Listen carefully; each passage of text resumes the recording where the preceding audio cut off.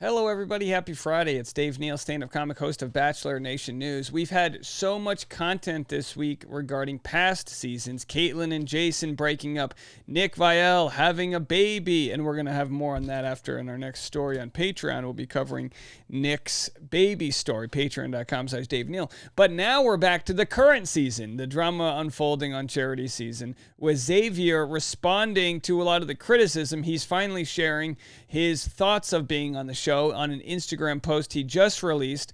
Plus, we've got Charity saying she felt blindsided. So much to get into right now. Let's start with what Charity had to say, and then we'll go to Xavier's response. All right, let's get into it. Bachelorette star Charity Lawson on feeling blindsided during fantasy suites before dismissing selfish suitor. The star of season 20 tells Hollywood Reporter about her emotional conversation that led to the stunning exit. I was shown everything that I needed to see. So she was not building a boyfriend or whatever, phrase she had. Charity dealt with extreme highs and lows during the highly anticipated fantasy suite episode of The Bachelorette. Viewers saw Lawson, who leads the 20th season of the ABC dating series, experiencing dates in Fiji with remaining contestants Xavier, Joey, and Dotun. Her time with Joey and Dotun clearly went swimmingly as Charity separately and stunningly confessed to both of the men that she's falling in love with them. All right, but what went down with Xavier? However, her time with Xavier was not clearly as successful. Charity abruptly sent him packing during dinner after a tense conversation that followed him admitting to having been unfaithful in his most recent relationship. This led to memes from people saying, oh, he wanted to have sex with her to see if he was going to stay with her, which I don't think that's what his intention was. I think his intention was having an honest conversation. I just think he's never been in that situation. Again, this is just the way I watched it as a man, right? I watched it of him saying, look, he's admitting to cheating in the past. He's also vowing not to do it again, but he didn't do a good job of selling that to Charity. He was like, I'm going to try not to cheat. It's like, she needs more than that. And maybe he's going to realize that and look back and watch it and maybe do better in selling that loyalty to someone. Because selling loyalty is really the most important part. Whether you cheat or not, of course you want to stay faithful, but letting them believe that you're faithful is important, because if they don't believe it, then they don't trust you. And that's a whole nother issue. All right, the foundation needs to be there. That was a very, very hard conversation and an extremely harder conversation to watch back, because in that moment, I had so much going through my head, Charity tells The Hollywood Reporter. I personally felt blindsided to have that conversation come up at that point in the journey. We're in Fiji, a week away from proposal, and to have a bombshell like that disclosed to me and trying to navigate and see how this is even possible to bounce back from, that was very hard. So we get into this situation again where we've got to wonder about the timeline of the show versus timelines in real life. In real life, maybe the third or fourth date is when you tell somebody about your past. You know what I mean? Maybe in real life, you never tell somebody about your past. Maybe that's not what you do, right? So I'm not going to play the clip, but I had people that sent me Dear Shandy, our friends Charlene and Andy, sending me their takes, which I haven't listened to it, so I'm not going to comment on it. But I think it's very hard to have a critical conversation, not about whether cheating is good or bad. Of course, cheating is bad, but about the idea that decent people do bad things. Nobody's perfect. We have a very hard time wrapping our head around that. Now, that doesn't mean Charity can't set her boundaries whatsoever. But if Charity wanted to pull from a group of men that were all perceived perfect and hear about their darkest moments, she's probably gonna hear some crazy things, right? Because everybody learns and grows. Nobody was built perfect. We all go through this spiritual journey in the human form in these meat suits to try to learn about ourselves and grow to be better. And I'm not defending his infidelity whatsoever. I'm just saying, I feel like in most parts, you learn from your mistakes and you don't tell your current partner because they might judge you for who you were, not who you are. But, of course, it's up to Charity, knowing this information now, to protect herself. Also, being on camera, Charity probably in the back of her head doesn't want to pick a guy who showed her that red flag. Charity acknowledges that she doesn't necessarily begrudge him for being honest with her about his previous missteps. However, she feels he should have handled things much differently, especially regarding his inability to assure the Bachelorette that he had changed his ways. Okay, so exactly what I just said. It's not necessarily what he did in his past. It's that he wasn't selling her his loyalty in the moment. I thought it was very childish that he waited up until that point to have that very heavy conversation. I disagree. I don't think that's that childish. It wasn't necessarily him disclosing a thing, but it was the questions that followed up. And for me, I'm a person that when you drop a bombshell like that, I'm going to try to the best of my ability to get to the root of it and make sense of it for my life. And so the follow-up questions did not help him in any sense because he kept digging himself a deeper hole. Should have kept my mouth shut, Xavier. You were not rewarded for your honesty, is really what it comes down to.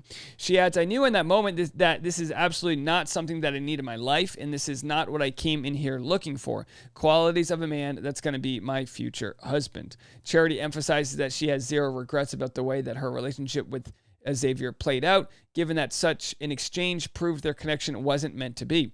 I was shown everything that I needed to see, and I'm grateful that I was shown it in that moment because God forbid it happened afterwards. I would not go back and change anything, and I personally don't wish that we would have ended up together because I don't think that would have been a very healthy or successful relationship.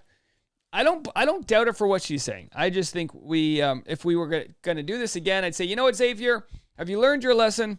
Maybe don't talk about it.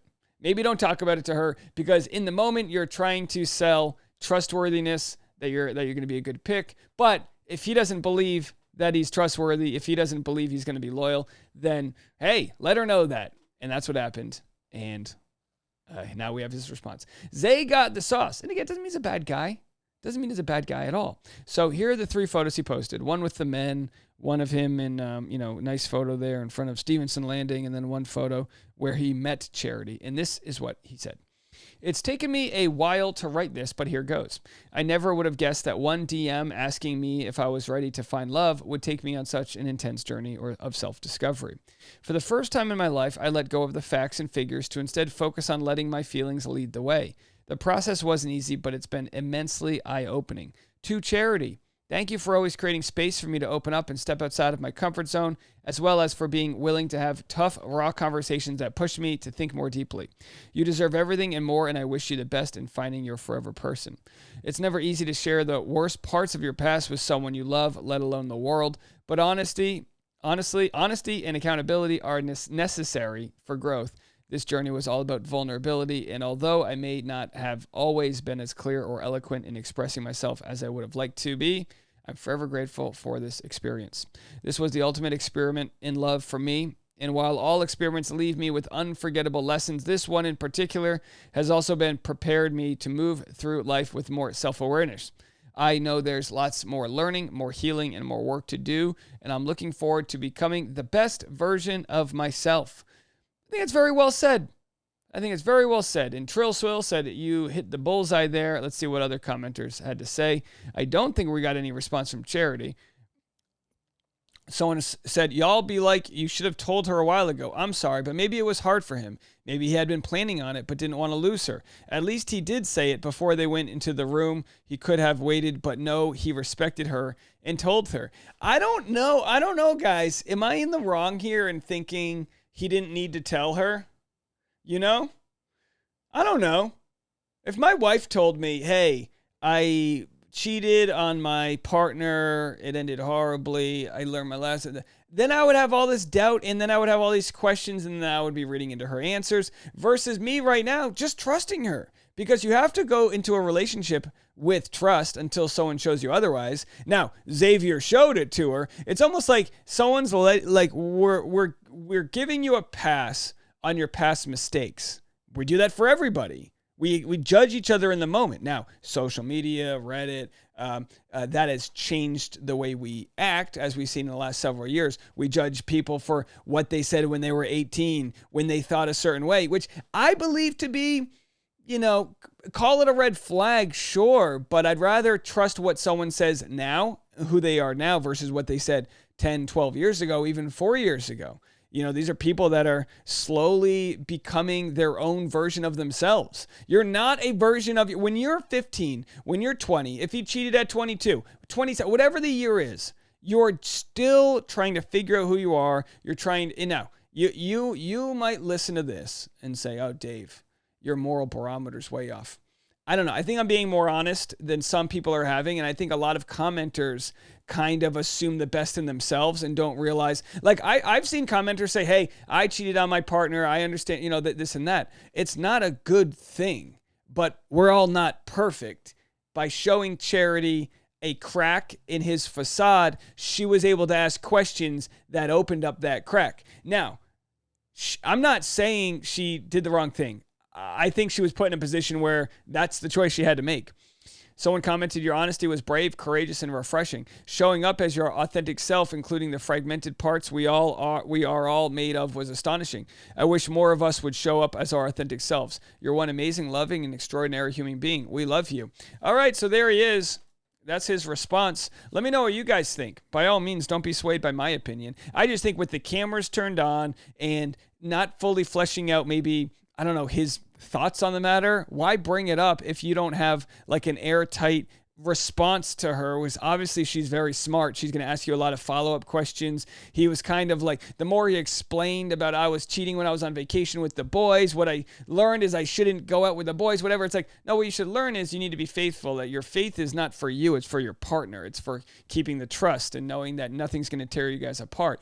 I don't know a better conversation he could have had, because once he cracked that egg, it spilled out onto the pan. All right, folks, we got more content coming your way. I'm going to be going live on Patreon at 10:15 a.m. this morning, talking about Nick Viall. A fun story. He actually shared the wrong gender of his kid to different people to find out if someone was going to leak it to the media. I love it. I'm sorry. I think this is great. The kid's already dramatic, and it's still in the womb. That'll be on the Patreon, patreon.com/Dave Neal. And also this afternoon, as every afternoon, Bachelor Rush Hour, the hit podcast. And don't forget, we forgot to promote it earlier in the episode, we've got our teacher's wish list. Every day, we've got 3 new teachers we're checking out. We've got Jennifer in Los Angeles, Dawn in Red Bluff, California, and Megan in North Shores, Michigan. All amazing teachers. They share their high school visual arts classroom, special needs pre-K, solo art teacher at a private school from 7th to 12th grade. Each of these teachers, along with the whole entire list,